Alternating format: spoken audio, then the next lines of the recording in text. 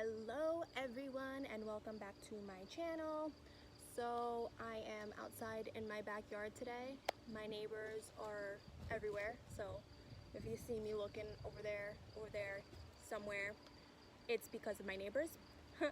um, okay, so I figured in today's video I'd just make a really quick one. I want to just zoom through this of things I wish somebody told me before I started clinic.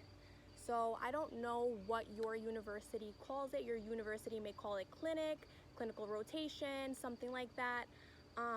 So my campus had a speech and hearing clinic right on campus.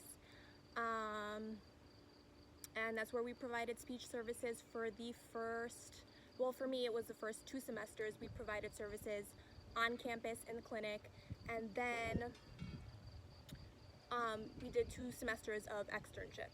So I just compiled a list of some things that I wish people would have told me before I started clinic. You might know these, they might already be like common sense to you, but some of them weren't for me, so I figured that I would share. So the first one is that parents can and will watch you. So I knew that parents were gonna watch me. I didn't realize exactly how. So in some campuses, they do like a video kind of system where there's a video in the room and that's how your supervisor watches you, and that's also how the parents can watch you. That was not the case at my clinic. At my clinic, we had one of those two-way mirrors where the parents could see in, but we couldn't see outside of the window or the mirror. And that is what a lot of parents did. A lot of parents would sit and watch the whole session, which I totally get it, I totally understand, but I was thrown off the first couple of times, and it made me very nervous knowing that I was being watched. So just keep that in mind, that the parents can and will watch you.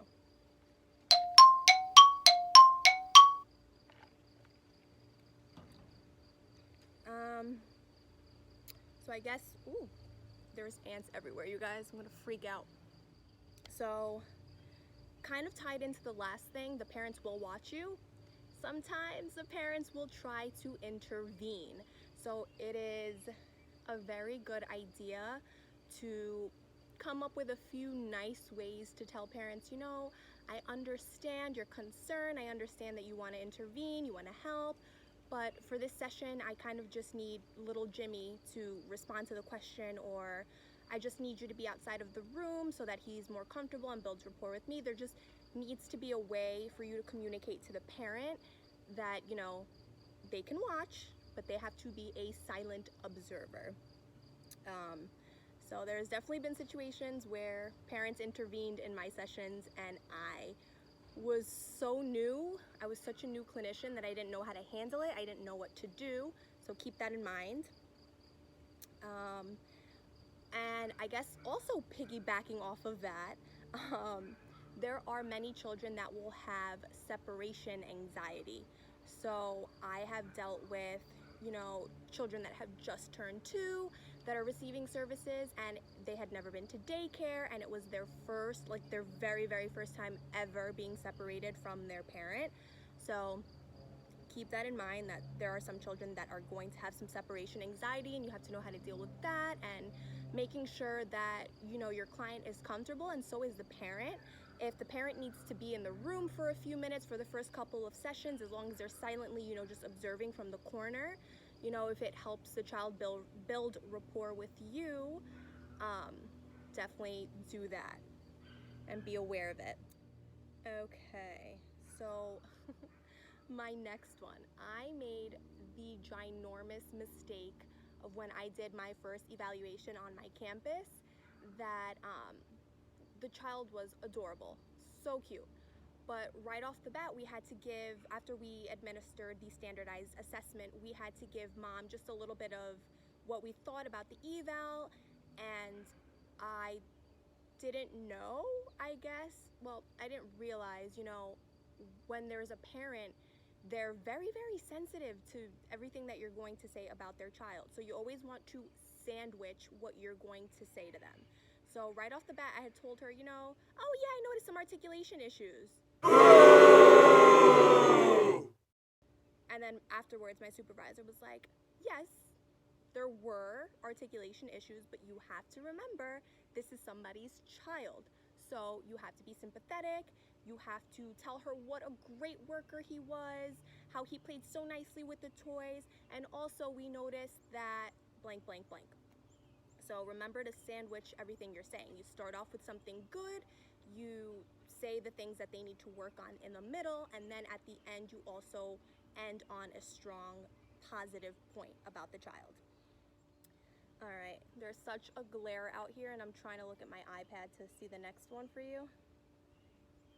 So this is also like another pretty basic one that you might know, but you don't really realize how you're gonna react until you're in the situation. So if somebody asks you a question, you know, a parent, a supervisor, anybody, and you don't know the answer to it, be honest. Don't try to fake it till you make it. You be honest. I'm not sure about that. You know what? I'm gonna look it up and I'm gonna get back to you on that. And always keep that line of communication open. So what else? Okay, so this is another one that I also didn't know. I was very going into being a graduate clinician. I thought that everything had to be very structured or my supervisors were just not gonna like it.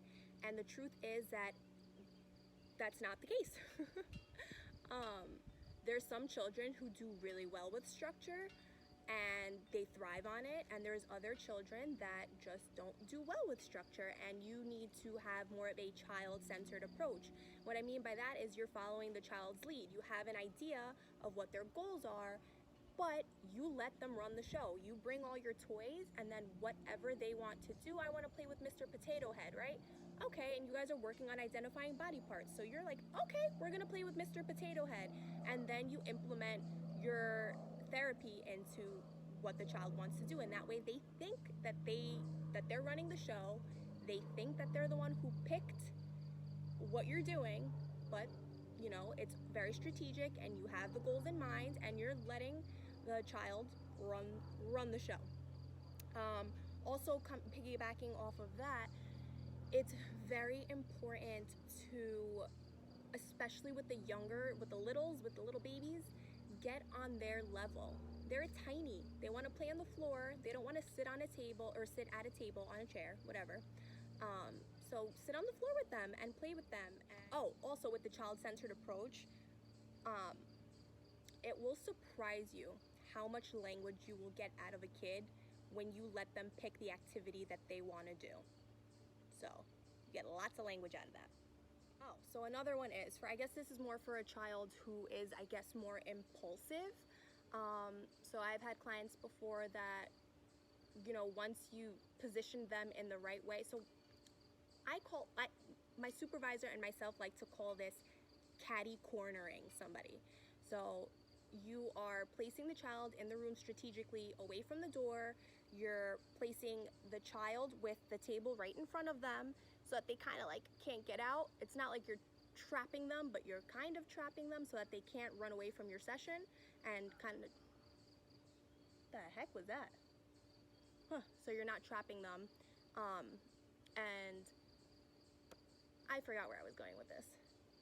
So basically it's good to know a way to position a child in the therapy room, especially if they're very impulsive. So catty cornering, putting them in a situation where they are sitting and the table is up against them and they can't really move and get away, so you're trapping them.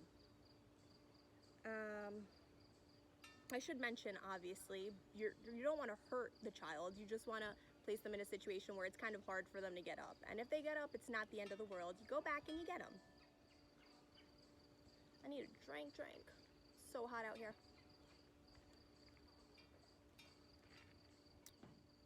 Okay, so the next one is very important, and I don't know why it took me so long to start doing it, but implement every single thing your supervisor says to you after a session. You implement all of it into your next one. So if she said, you know, I want you to narrate to the child more. It seems like he doesn't have a lot of language because a lot of people aren't narrating for him. Then you make sure that in your next session you narrate. Oh, we're drinking some juice now. Oh, we're gonna open the book. Things like that. You just narrate every single thing that you're doing. Or whatever it is that your supervisor asks you to do. You know, they're not just speaking to speak. They have very valuable input for you, so make sure that you listen to it. And also on top of that, what I used to do with my supervisor, she would give me her notes that she took while she was observing me. She would give them to me at the end of our meeting. And what I used to do is I used to have a folder and I would put her notes, my session notes, and my lesson plans all for the week, staple them and put them in a folder. And that way, when I was writing my SOAP note, I had all the information I needed. I had, you know, the percentage of accuracy that the child had on what we're working on, what the supervisor thought of the session. I had everything in one place. So organize everything into one folder and it makes it a lot easier for you. And the last tip that I have for right now of things that I wish I knew before starting clinic is to get a clipboard, like one of those big heavy duty ones. I want to say that the one I have is called the Clipulator, and I think I got it from Staples. And it's amazing because it's a heavy duty clipboard, but then you can pop it open and put things inside. It's like a folder. And I used to put everything in there. I would put craft materials in there. I would put my lesson plans in there. I would put everything in there, and it was so nice and organized. I would put my pens, my expo markers, things like that.